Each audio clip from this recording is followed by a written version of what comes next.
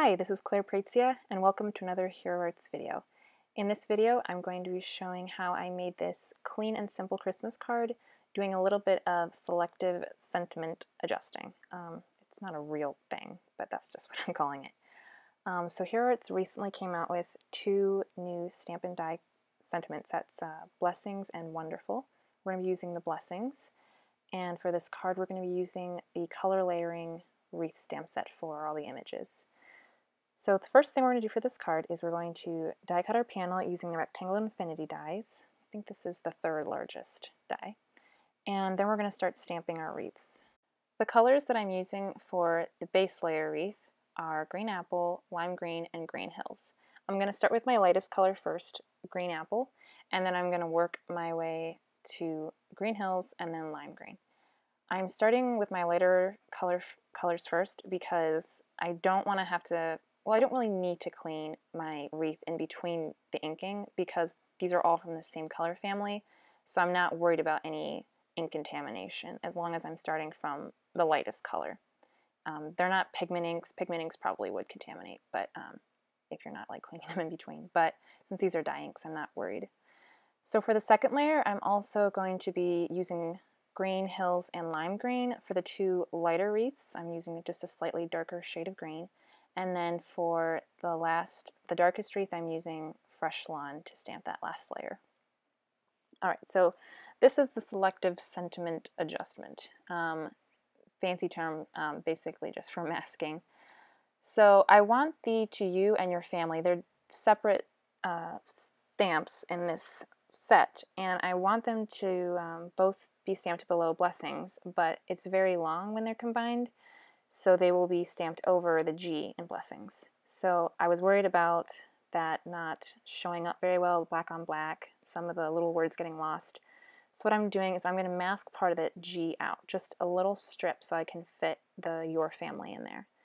So what I did is I just marked a line where I think I want and your family to be coming through the G. I just used my ruler to lightly draw a line with my pencil. And now I'm making my own little mask using a piece of washi tape. It's convenient. So the washi tape is just a little bit wider than the sentiment itself is. So now that I've got my mask created, I'm just going to erase some of those pencil markings. I don't have a special eraser, so I just use mechanical pencil to figure out which eraser I like best. And then, yeah, no fanciness there. So now I'm going to stamp blessings, and I'm going to make sure that the bottom of the G is still showing up underneath that mask that we made. So if the bottom of the G is missing, it could look a little funny, like maybe it's an A that has a long descender. So I just like to keep the bottom and the top, make sure that's pretty distinct. So when you're doing this kind of selective masking, just make sure that the sentiment, you're not cutting out a crucial part of it. So you can see that the B and the L of the blessings, I was worried about the G, so I didn't really stamp the B and the L very well, but I just went in with a micron pen and colored that the black in, so that was pretty simple. The micron pen black works really well with the Hero Arts black. So I'm going to stamp the top part of the sentiment first, Christmas, and then I'm going to line up the to you and your family against the edge of my panel there. Because these two stamps are separate, it might be kind of hard to align them, so I just push the bottom of the stamp against the edge of the cardstock, and that helps line them up pretty well.